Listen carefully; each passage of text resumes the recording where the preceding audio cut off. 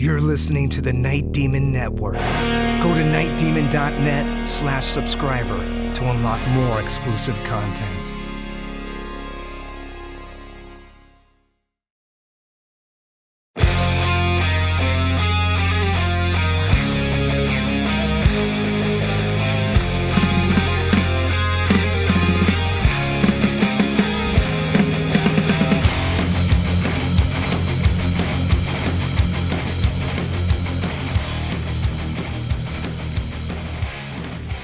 Hello and welcome to the Night Demon Heavy Metal Podcast. I'm your host Nesbit, and today we dive back into a song which to me is a Night Demon underrated classic. It's the Curse of the Damned album closer, one of my highlights of the Live Darkness album. This is Save Me Now.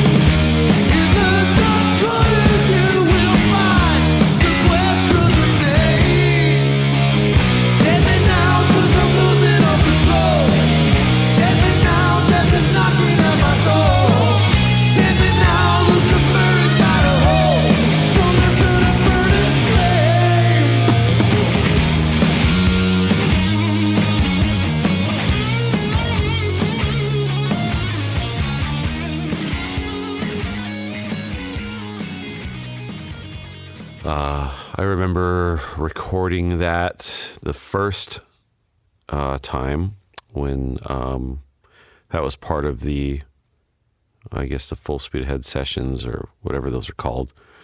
The version of the record that was done here at the Quarters. Really putting a lot of effort into really making that one sound big and just like fucking stadium rock sounding, you know? So it was fun working on that song.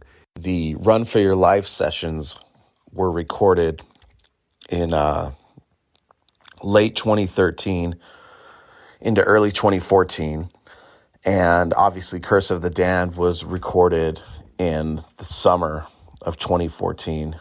So Armand did the first sessions and Roger Cabero did the second ones. We kind of went in with the attitude that the Run for Your Life album was a very, very, very good demo.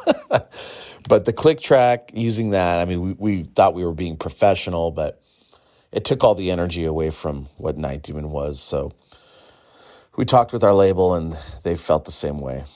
So there you go.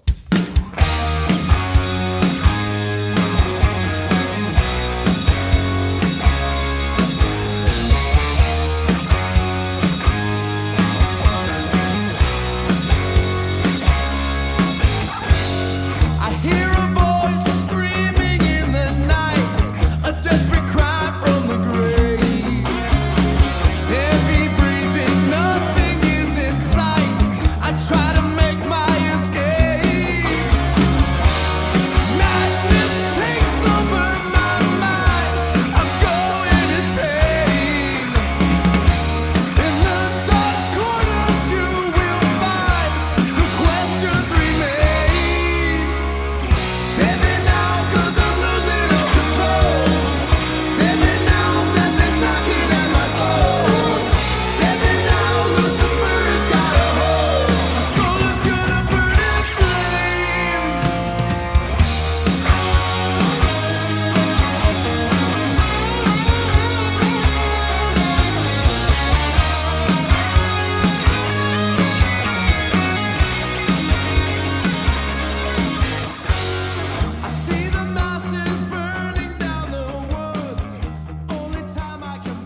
This version, while not a final version, has some finality to it. And I'm looking at this This is labeled Save Me Now CQ Tape. So this is a studio recording that we did with Armand at the captain's quarters, which was at that time known as Satellite Studios. We've talked about this before, but the Curse of the Damned album was recorded twice. The first time we did it, we went into the studio with Armand for a few months and recorded everything to a click track. This is when Dusty had just started playing with us. And we have this version of Save Me Now from the album that was then titled Run for Your Life. It was not titled Curse of the Damned. It's really cool to hear this version. You can hear on this one, organ played throughout the entire song. So before we dive into that, our friend Owen Busey came and played that intro for us on the organ. But I originally intended to have it through the entire song. When you listen to the old demos, I have a very poor approach of playing the organ on there. He's an amazing player, and he came down and he laid down this whole thing where it's just, the organ is playing throughout the entire song. And it's really interesting to hear because obviously it didn't end up that way on the Curse of the Damned album. We decided to take that away and just go, hey, look, this is like really misrepresentative of what Night Demon is. We're just three guys, guitar, bass, and drums. And, we should be able to pull this song off without, having a keyboard player in the band, because that opens up a whole new can of worms. It's one thing to have an intro to a song, but to have keys throughout the whole song, it's just, that's not us. But listening back to this, it's really cool to hear that in there. And I'm glad we have this version.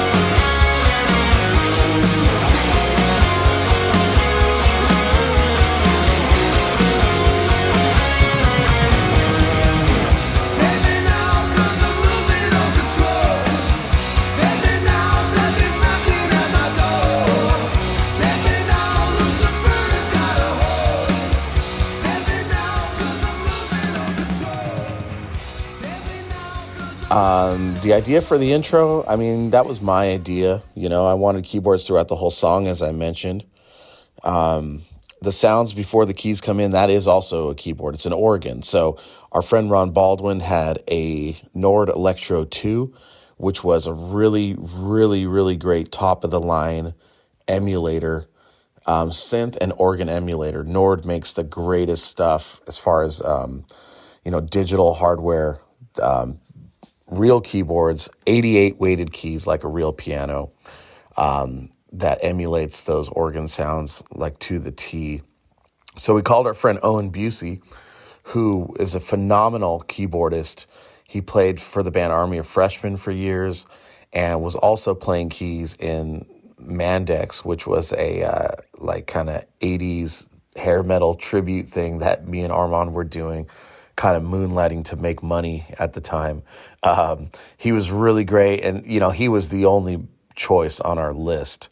So he came out and we kind of like went over the song, but most importantly, the intro was super important. Yeah, I mean, we just brought him in because, he's an actual real keyboard player. I mean, myself and Jarvis can, we can get our way around the keyboard or piano. I might have a little bit more experience with playing keys because I do that a lot on recordings that I do here. I'm a big fan of putting organ behind, rock songs, and it's kind of like a little signature sound that I end up putting on a lot of people's records. But yeah, it was just cool to bring him in and, have him lend his experience on that. So I just kind of told him the vibe of the story, and we got together and we're figuring out some sounds.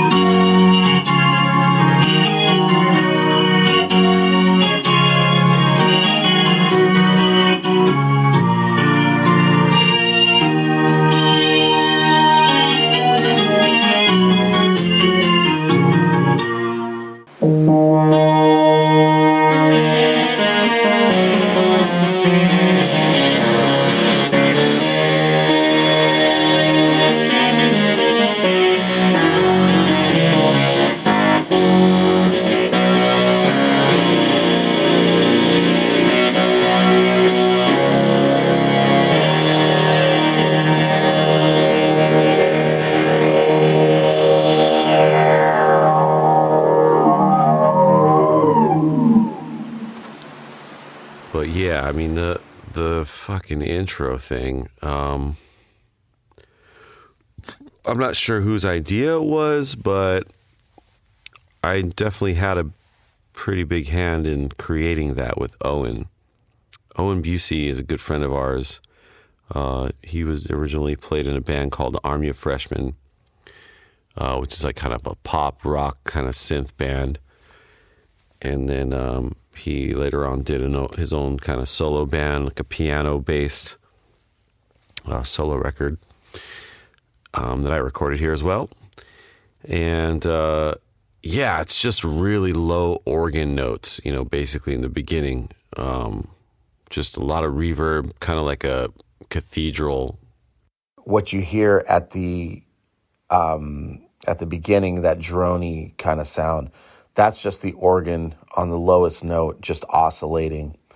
And we came up with this kind of haunting intro. I remember using this plugin that like models real life spaces. So I actually used like some kind of like cathedral, and some like Gothic cathedral in Europe.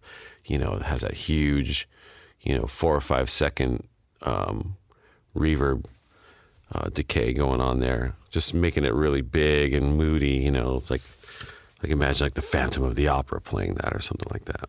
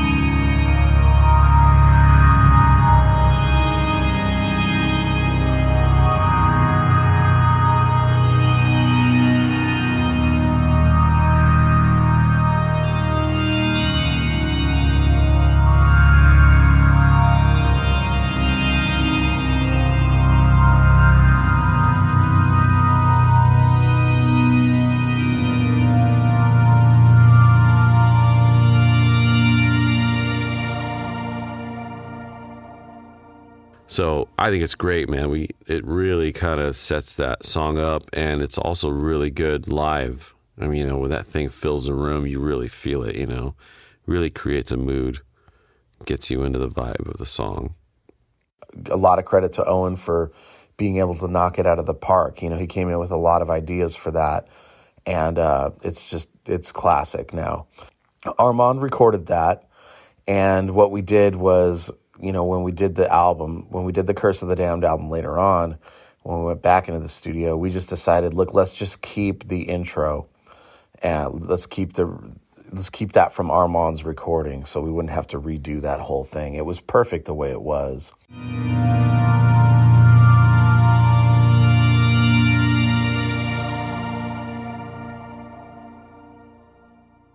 I was thinking guitar-wise, more of like a kind of Scorpions kind of like lead riff on the lower notes of the guitar. That's the brilliance of a lot of Scorpion stuff. You can have a lead passage that's mainly like a guitar melody on single notes that are the lower notes of the guitar. So it's not like necessarily a ripping solo. And then it just felt natural to me to harmonize that with the other guitar as that was going around.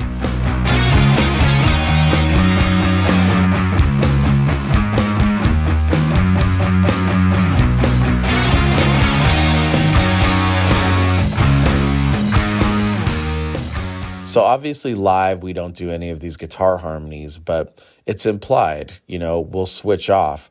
Because these passages, during the verse and during the outro, the guitar lines come in twice. So normally what I would have Brent or Armand do is play the low one first, then play the high one second. Yeah, obviously I can't do a harmony thing. I mean, I could probably do something with a pedal, like a digital kind of harmony, but try to avoid that. Save that for just a few songs. So I'll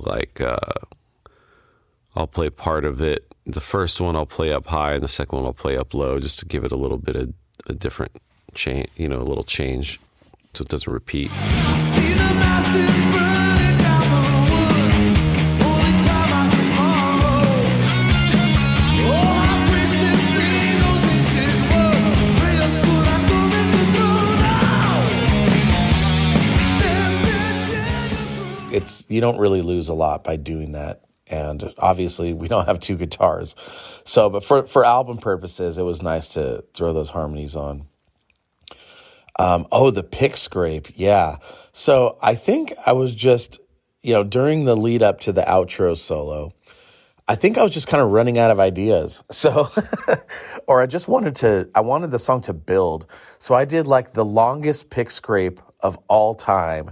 And I did a slow pick scrape from the bridge of the guitar all the way to the nut of the guitar that lasts an entire progression of the chorus. Yeah, that's basically the pick scrape. Yeah. Jarvis likes to claim that it's the longest pick scrape ever recorded in the history of rock and roll. He can talk more about that.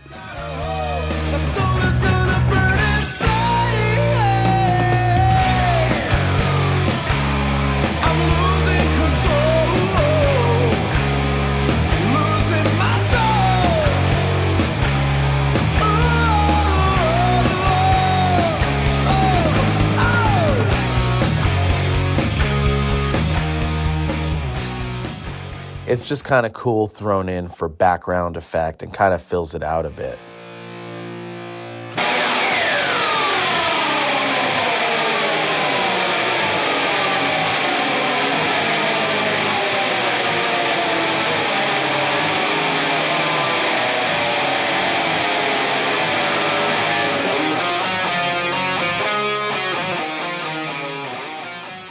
That was interesting.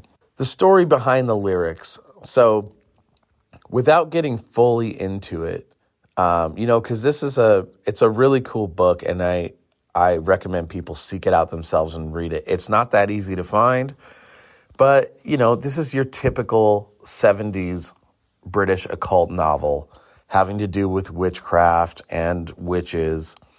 And, the way that it all went down was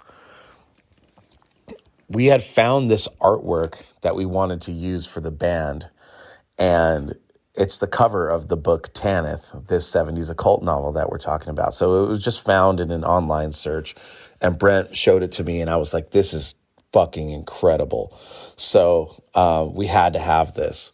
So through much hard work, we tracked down the artist, and it was not easy, and licensed this piece, and it became our first T-shirt. And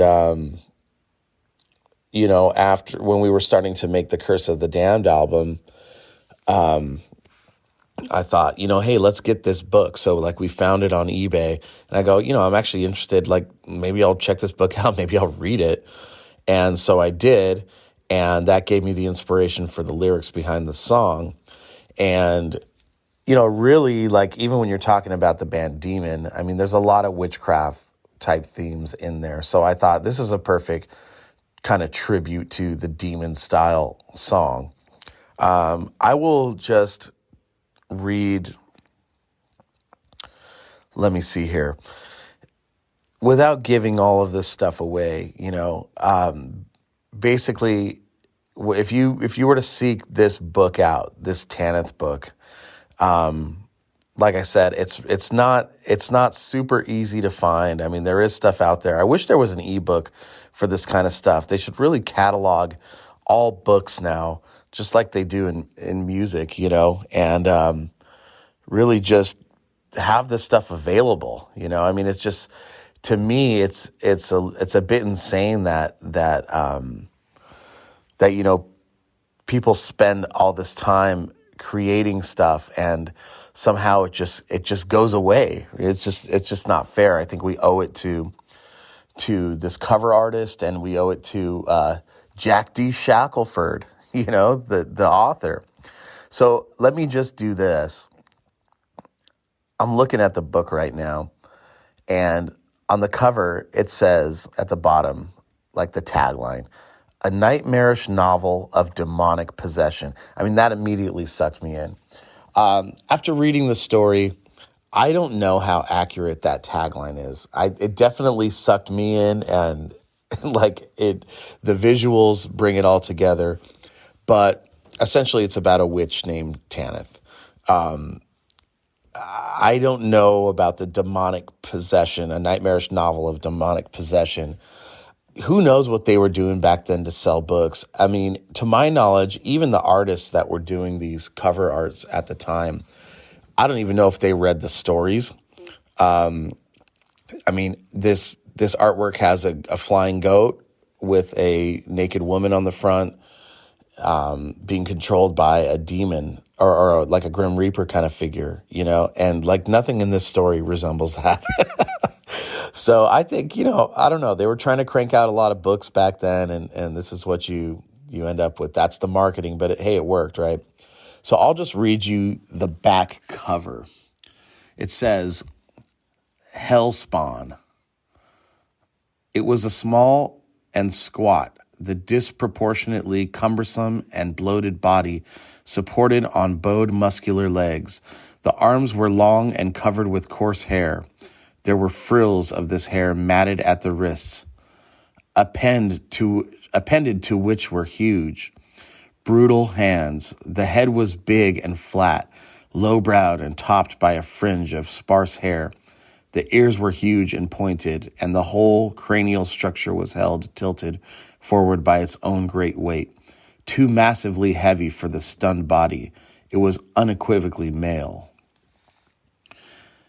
There were creatures from another age, creatures of evil slaves of Satan, who lived deep in the woods on Gift's Hill. A dying race which was determined to live and would live in return for favor granted by the earth mistress, the lissom, sensual Tanith Rowan." So, yeah, that first part, I'm not sure what the hell that's all about. But again, I think these things were kind of thrown together. Tanith Rowan, our main subject here, it does involve another witch. Mostly, I'm totally, no pun intended, an open book on this podcast. I just kind of don't want to get too deep into this story. You can kind of listen to the lyrics and figure some of it out. But I will say this. For some reason, Some songs resonate more than others with people. I will say this about Save Me Now. A lot of people have reached out to us and told us how important this song is to them. And I'm talking stuff like this saved people's marriages. It saved multiple people from committing suicide, you know. I know Kill the Pain had that effect, and that's what the reason was. That's what that song is about, and that's what it's for. But people have gotten their own meaning through this song that have saved lives, literally.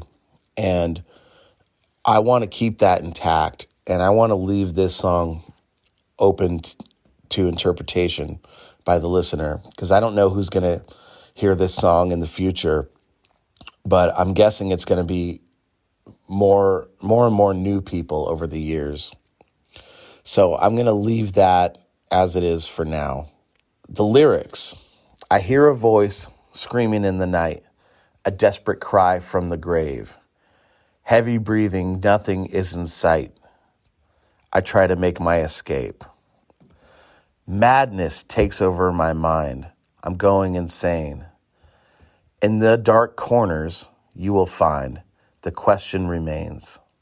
I hear a voice screaming in the night, a desperate cry from the grave. Heavy breathing, nothing is in sight. I try to make my escape. Madness takes over my mind. I'm going insane. In the dark corners you will find the questions remain. Save me now, 'cause I'm losing all control. Save me now, death is knocking at my door. Save me now, Lucifer has got a hold. My soul is gonna burn in flames. Save me now, 'cause I'm losing all control. Save me now, death is knocking at my door. Save me now, Lucifer has got a hold. My soul is gonna burn in flames. I see the masses burning down the woods. Only time I can borrow. O high priestess, say those ancient words. Re oscura, tome tu trono. Stab that dagger through my heart and go to hell. I am the one who wears the mark. I know you can tell. I see the masses burning down the woods. Only time I can borrow. Oh, high priestess, say those ancient words. Re oscura, tome tu trono. Stab that dagger through my heart, then go to hell. I am the one who wears the mark. I know you can tell. Save me now, 'cause I'm losing all control. Save me now, death is knocking at my door. Save me now, Lucifer has got a hold. My soul is gonna burn in flames. Save me now, 'cause I'm losing all control. Save me now, death is knocking at my door. Save me now, Lucifer has got a hold. My soul is gonna burn in flames. So take what you want from those lyrics. It's all derivative of the story of Tanith. The one Spanish line, Re oscura tome tu trono, I think I wanted to tap into the Latin audience, to be honest with you. I think, wouldn't it be cool if I had a line in Spanish, that somebody in Latin America is listening to this song and just goes, oh, man. And, we grew up in Southern California. Everybody speaks Spanish. And, I don't speak Spanish. I didn't learn it very well. So, back then, 2013 or whatever, I did a Google Translate, and the line there is supposed to be, Dark Lord, take thy throne. And it's basically like Tanith summoning the devil for strength. And so that was what Google Translate said, and it worked with the lyrics. And just to come to find out later, people that really speak Spanish are like, "What are you saying there?" So I'm not really sure how it really translates, but I do know that it's kind of incorrect. So hey, whatever. I tried. Lesson learned. It's not going to change now. My soul is gonna burn in flames. I don't wanna play no games. Bass-wise, everything is pretty straightforward on this song. I tried not to let it overshadow all of the guitar work, but there is some cool bass stuff going on in the dual harmony guitar thing near the end of the song. It's kind of like a Geddy Lee kind of little walking bass line that I'm really stoked. I really love playing that part live.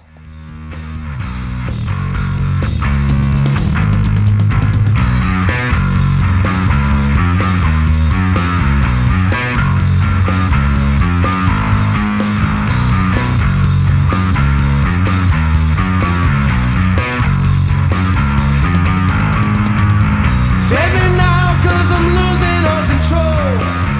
Save me now, death is knocking at my door. Save me now, Lucifer has got a hold.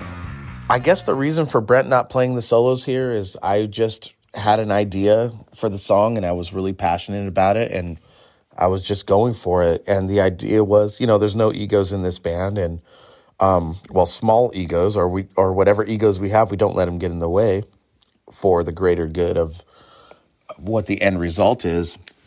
So, he was cool with me doing that. And the idea was I was just writing these solos and, he would play them. I did the same thing on other songs, Heavy Metal Heat comes to mind, things like this. But, I was there. I was in the zone. I was creating this song from the ground up and I was feeling the fire. As far as the writing goes, Jarvis wrote the solo to that song.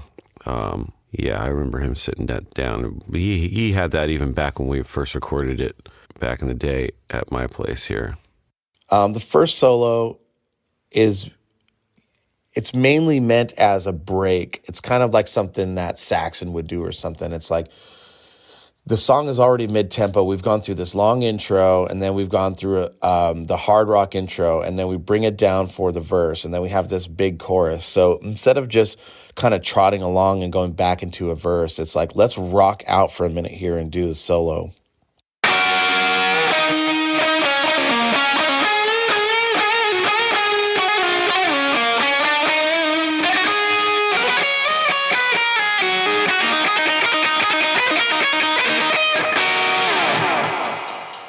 The same thing with the second solo. It's like let's just go right from a chorus into a solo. It's kind of a different song structure too that we were toying with, so that felt really, really interesting to me. And of course the outro solo, which I mentioned earlier, it's just, let's ramp it up and let's bring in some more melody, almost a brand new melody that you haven't heard before underneath or over the same chorus chord progression.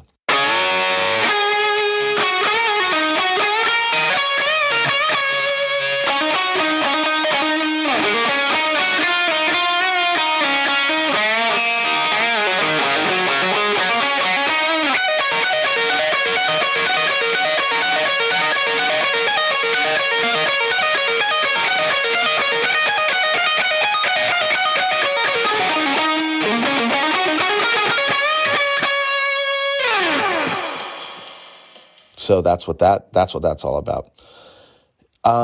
This is the only song to fade out on the album.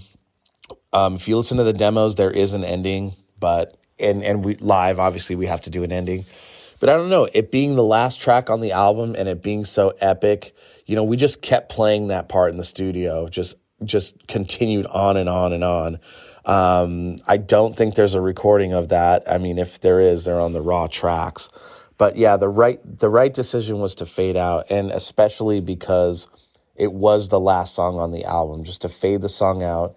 And, an album fading away is the perfect way, in my mind, to do it, and not just a hard stop. And you're like, what did that what happened there? I just listened to this whole album and it's just over. It's like it's kind of like it takes you out of the hypnosis, I should say, of a beautiful piece of art. So the fade out was the right move. As far as it being more aggressive when played live, I mean, I guess you could just say that for any song. I mean, it's just, you can't recreate that energy, or it's really hard to capture that energy of that live audience. The back and forth that you get from having the audience in front of you, it just like adds an extra layer of power, when playing live. And it's obviously usually a little bit faster probably than the record version, because that just tends to be a thing.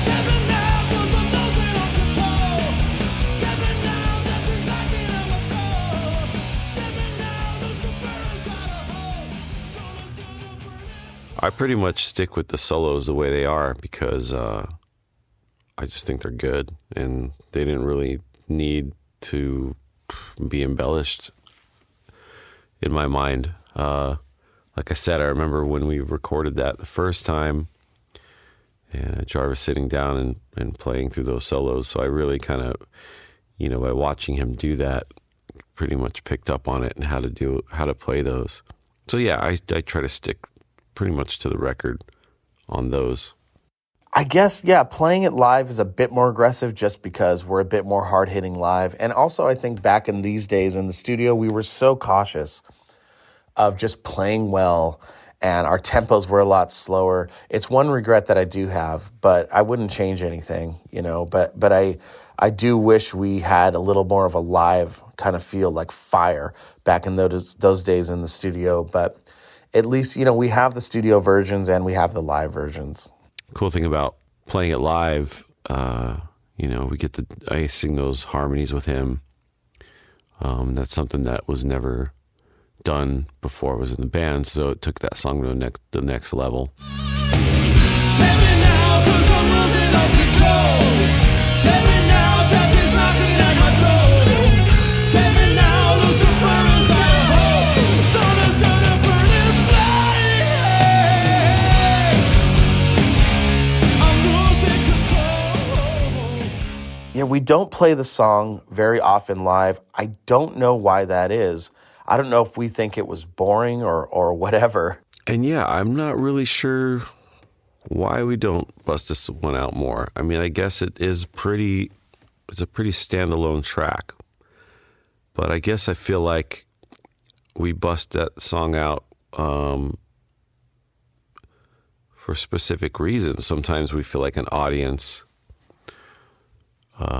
maybe more of a mainstream audience. If we play a festival or something like that, we feel like it's a good song to break out.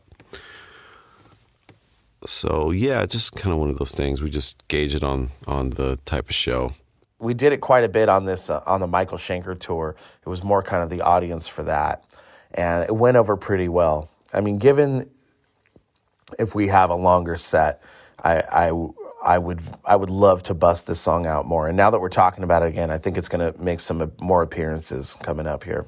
When we do play it, I guess we put it somewhere in the middle because it's nice to have that intro thing. Gives us a little break to do whatever we do, drink water, wipe the sweat off our brow, retune the guitars, all that good stuff. In a set list, typically this would come when we have played it kind of near the end, before like the last block of songs before an encore. So I would say 2 to 3 songs before the end. It's always great to have these instrumental intros that we have live because the Night Demon show never stops.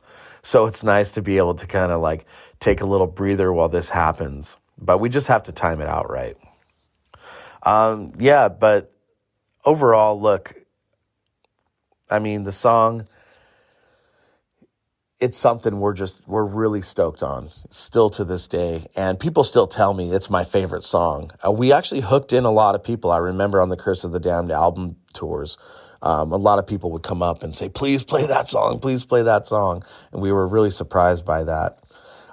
There was a band from Spain who actually covered the song and made a music video of it. A band called Sweet Death from Barcelona. And man, they sent this to us and like we were just blown away, man. We were so fucking honored that they did this.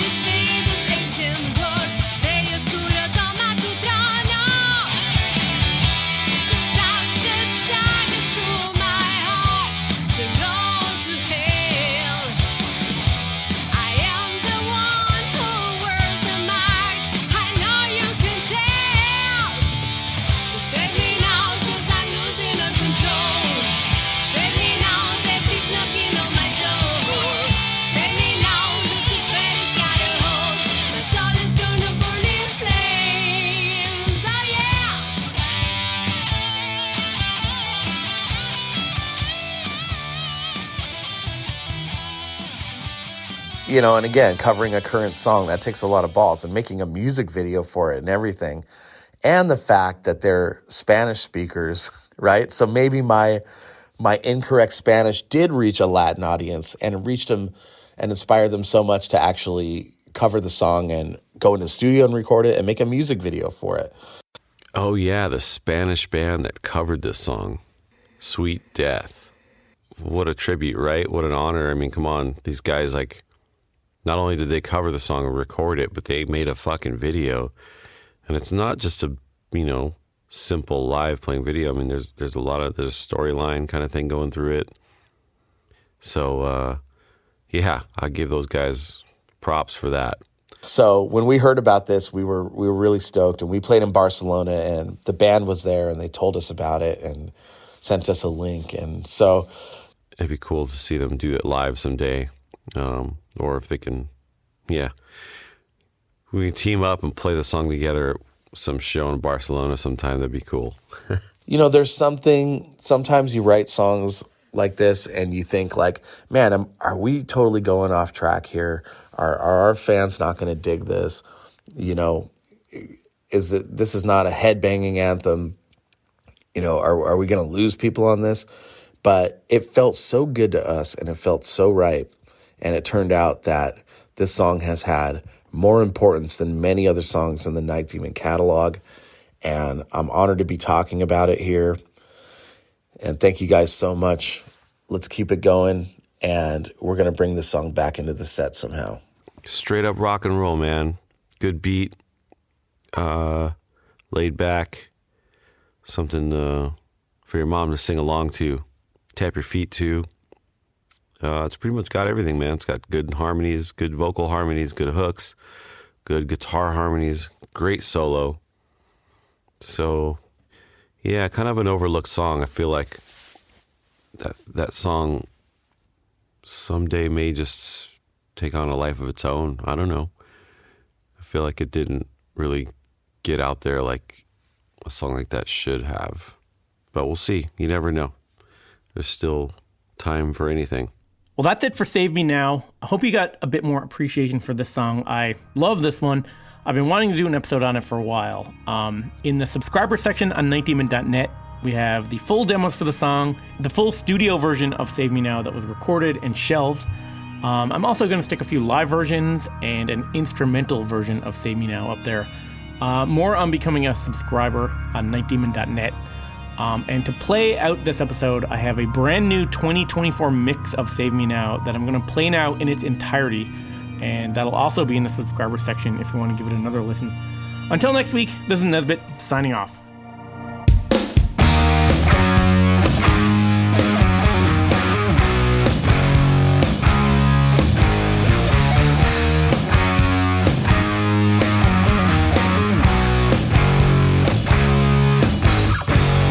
I hear a voice screaming in the night, a desperate cry from the grave.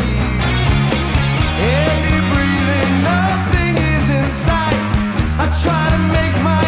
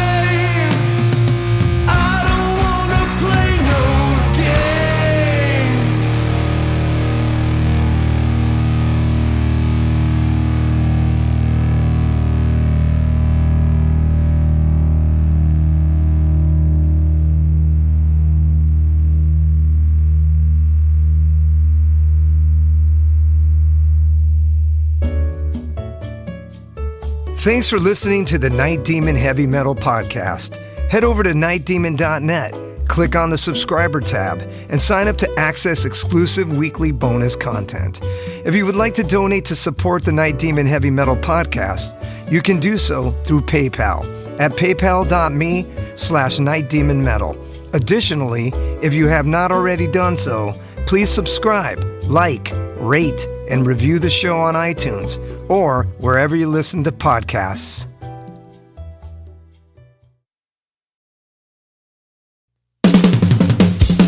All hail, Night Demon Heavy Metal Podcast listeners. This is Dusty Squires chiming in to tell you about my brand new signature sticks from the London Drumstick Company. I've dreamt of having my very own drumsticks ever since I was a wee lad, and LDC made that a possibility for me. Founded in 2016 in London, England, the birthplace of heavy metal, the London Drumstick Company has trailblazed a path through the music industry and taken the drummer world by storm. When I met them for the first time, they knew their product was going to withstand the beatings of a Night Demon show. They took the time to work with me on getting everything just right. The balance and weight of my sticks are the same no matter what, and the durability is bar none the best I've ever had. I know my sticks will last through the set night after night. I'm truly honored to work with a company that caters to their players the way LDC does. Their innovation and attention to detail is what separates them from the rest of the stick makers out there. Their custom stick sleeves are unbelievable and really make the entire presentation complete. Wait until you see the design they came up with for me. It blew my mind and was a surprise to say the least. They have all kinds of amazing swag, including hoodies, t-shirts, drummer shorts, drum keys, stick bags, towels, face masks, practice pads, and much, much more. Even if you're not a drummer, you can be a part of Demon history and order my brand new signature sticks direct from their website. How cool is that? And to top it off, the London Drumstick Company are giving an exclusive offer to the Night Demon Heavy Metal Podcast listeners. Go to londondrumsticks.co.uk and receive a 15% store-wide discount using promo code DEMONSTICKS. All capital letters, no spaces, Demon Sticks. DEMONSTICKS. I can't thank everyone there enough for the opportunity to be a part of their family and for them trusting me with their amazing products. See you metal maniacs on the road very soon. And yes, the wood chips will be flying.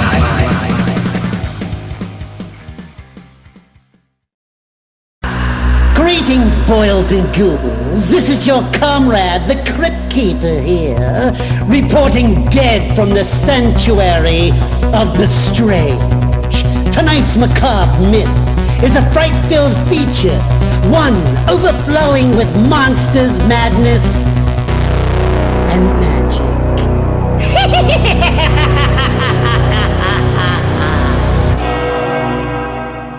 Visit our website at monstersmadnessandmagic.com to stay up to date on all the dark dealings within the sanctuary of the strange. Enjoy the show. Hey Metalheads, I'm Mark and I host the Metal Forge. Let me tell you about the show. The Metal Forge features the best underground metal from all over the world. We spend every week with a different artist with interviews, in-depth conversations, and most of all, the music. We also feature audience interactivity where you can submit your questions to the upcoming guests.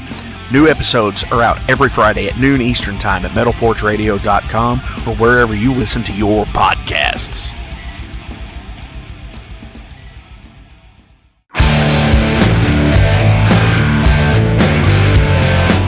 Want to know what's going on in the world of music? Then tune in to the Nothing Shocking Podcast, a non-genre based, all-ages friendly rock and roll program. Join us weekly for interviews with all your favorite rock stars from the mainstream to the underground. You can find us at nothingshocking.libsyn.com or anywhere you download podcasts.